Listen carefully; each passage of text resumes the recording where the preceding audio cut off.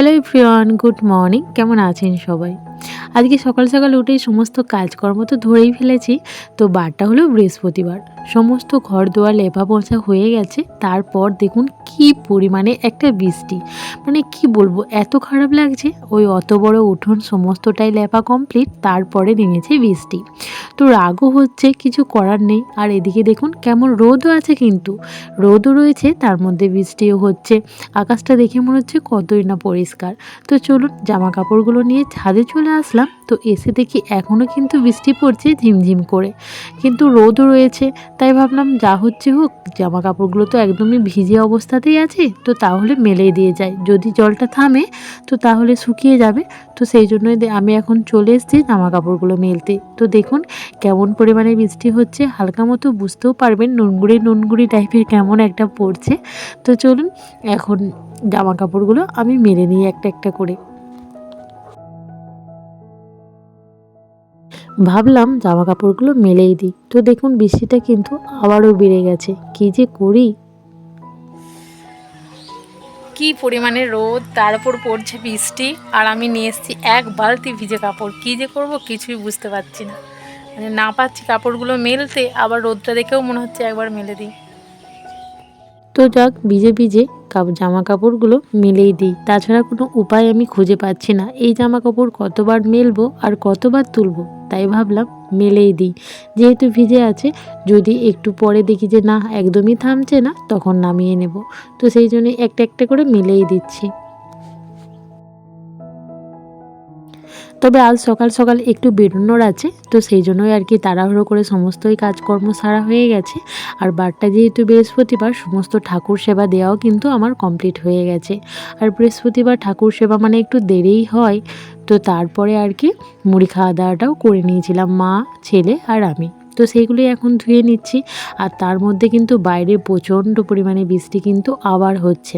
তো কিন্তু কাজকর্ম তো থেমে থাকবে না, খাওয়া দাওয়া তো আছেই। জীবনে বেঁচে থাকতে হলে খাওয়া দাওয়া তো করতেই হবে। তো চলুন আমি সমস্ত কাজকর্মগুলো সেরে নিই। তো তারপরে আর তো আমাকে বেরোতেই হচ্ছে, সমস্তটাই আপনাদের সাথে শেয়ার করব। সারাদিন আমরা আজকে কী করলাম। তো তার আগে ছেলে যাবে স্কুলে, তো ওর জন্য হালকা একটু টিফিনও রেডি করতে হবে। আবার নেমেছে প্রচণ্ড পরিমাণে বৃষ্টি, কী যে হবে একদম ভালো লাগছে না। এই পরিস্থিতিতে ছেলে যাবে স্কুল, তারপরে স্কুল থেকে যাবে টিউশনি, তো সেখানে আছে পরীক্ষা। তো সেই জন্য একটু ভাবলাম যে একটু চাউমিন করে দিই, ভারী খাবার। তো এত পরিমাণে বৃষ্টি নেমেছে, দেখুন আপনাদের হালকা একটু দেখায়, এই দেখুন কি পরিমাণে বৃষ্টি হচ্ছে, মানে যাচ্ছে তাই অবস্থা। এই যে আমরা এখন বেরিয়ে পড়েছি আমাদের কাজের উদ্দেশ্যে। তো তার আগে ছেলেকে না একটু মোটা করে আর কি টিফিনটা করে দিয়ে আসলাম, কেননা ও স্কুলে যাবে। তারপরে 4টেয় ছুটি হওয়ার পর সেখান থেকে যাবে টিউশনি। তো ওর আসতে অনেকটা দেরি হবে, প্রায় ওই 6টার মতো বেজে যাবে। তো সেই জন্য ওকে একটু ভারী খাবার করে দিলাম। তো আমি এখন নিশ্চিন্তে বেরিয়ে পড়েছি ছেলেকে স্কুলের জন্য রেডি করে দিয়ে। তো সারাদিন এখানে কিন্তু লেগে গিয়েছিল। তো এটুকুই আমি ভিডিও করতে পেরেছিলাম কাজ করার সময়, আর কিন্তু বেশি ভিডিও করতে পারিনি। তো বেশ এনজয় করেছি। কাজের মাঝে যদি কাজটা থাকে না, সত্যি ভালো লাগে, কিন্তু কাজ করতে গিয়ে যদি বসে থাকতে হয়, কিন্তু সেই সময় পেরিয়ে যায় না, মানে একদমই ভালো লাগে না। তো যাক, কাজকর্ম সেরে কিন্তু আমরা এখন বেরিয়ে পড়েছি। এখন বাজে ওই 3:30-এর মতো। তো যেতে যেতে সামনে একটা রেস্টুরেন্ট ছিল, সেখানে যাচ্ছিলাম খাওয়ার জন্য। তো এখানটা এক ঝলক দাঁড়িয়ে গেলাম। তো দেখুন মাছগুলো কি পরিমাণে খেলা করছে। আর সেই আমরা পড়েছি না যে মাছ জলে খেলা করে, তো এটাই আর কি। এত সুন্দর দেখতে ভালো লাগছিল, সবাই মিলে দাঁড়িয়ে আমরা কিন্তু এই মাছের খেলা করা দেখছিলাম। কি যে ভালো লাগছিল, তো সেই জন্যই আপনাদের সাথে শেয়ার করলাম। আর একটুখানি ভিডিও ক্লিপ নিয়ে নিলাম, যেটা আমিও আমার ছেলেকে এসে না বাড়িতে দেখিয়েছিলাম। ও খুব মজা করছিল। তো সত্যি দেখতে বেশ ভালো লাগছিল। তো চলুন আমরা কিন্তু আবার চলে যাব, কারণ খিদেতে সবার পেট কিন্তু জ্বালা করছে। এই যে আমরা এখন সবাই মিলে যাচ্ছি খাওয়ার জন্য। তো এই দুটো দিদিভাইয়ের কিন্তু প্রচণ্ড পরিমাণে খিদে পেয়েছে, অথচ ওরা জানে না যে কোনখানটা করে যেতে হবে। তো আমি ওদের দেখিয়ে দিচ্ছি যে একটু এগিয়ে যেতে হবে। তো দেখুন এই যে আমরা কিন্তু পৌঁছে গেছি। তো এখানে এসে কিন্তু আমরা খাবার অর্ডার করেও দিয়েছি, আমরা এখন খেয়ে নেব। তো যেহেতু অর্ডার করেছি, যতক্ষণ না আসছে তো ততক্ষণ তো একটু ওয়েট করতেই হবে। আর এদিকে ওই দিদিভাইরা ওরা আর কি অন্য খাবার নিয়েছিল, আমরা আর কি বিরিয়ানি নিয়েছিলাম।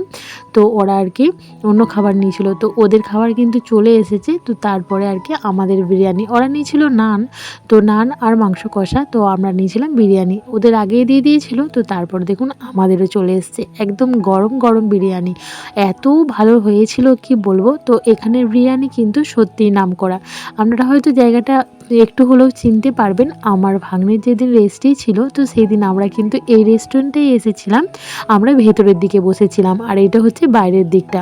তো দেখুন এই দিদি ভাই অন্য টেবিলে ছিল, তো ও আমাদের টেবিলে চলে আসলো। তো আমরা কিন্তু এখন খেতে বসে পড়েছি। তো আমরা একটু ওয়েট করছিলাম চিকেনের জন্য, তো তারপর চিকেন আসা মাত্রই কিন্তু আমরা খাওয়াটা শুরু করেছিলাম।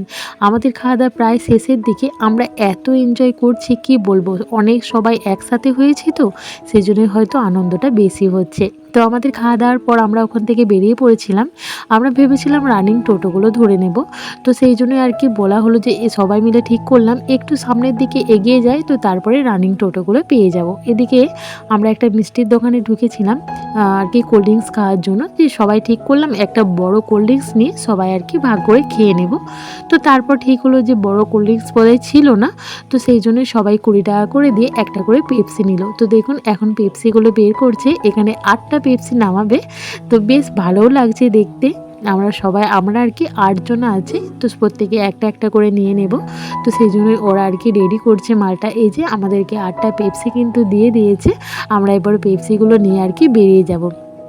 তো দেখুন এই যে সেই পেপসিটা, তো আমার পেপসিটা অতটাও ভালো লাগে না, তো যেহেতু সবাই মিলে নিয়েছি তো ওই জন্যই আর কি নিয়েই নিলাম। তো দেখুন এই যে সবাই কিন্তু একে একে পয়সা বের করছে।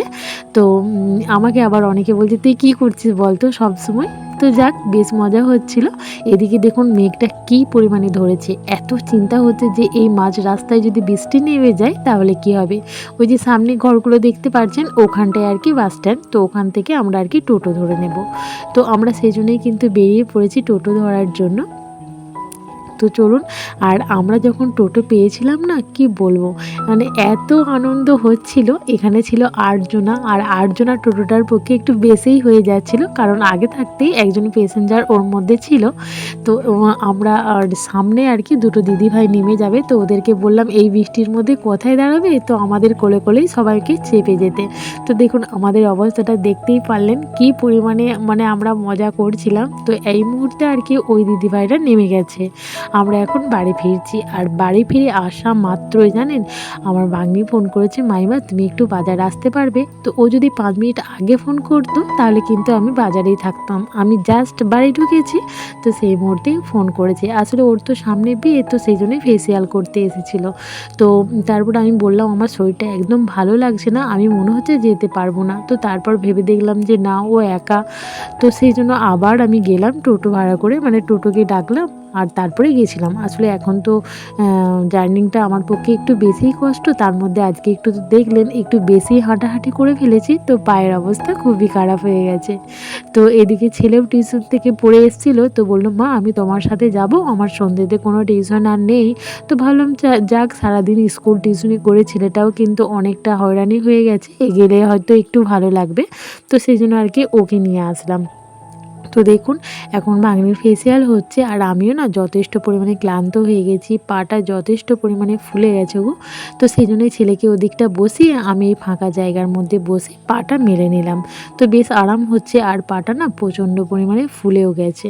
তো যাক আজকের ভিডিওটা আপনাদের কেমন লাগলো অবশ্যই জানাবেন, আর দেখা হচ্ছে পরের দিন একটু নতুন ভিডিওর সাথে। ততক্ষণ আমরা ভালো থাকুন আর সুস্থ থাকুন, আর আমার ভিডিও যদি ভালো লেগে থাকে লাইক কমেন্ট করতে কিন্তু একদমই ভুলবেন না।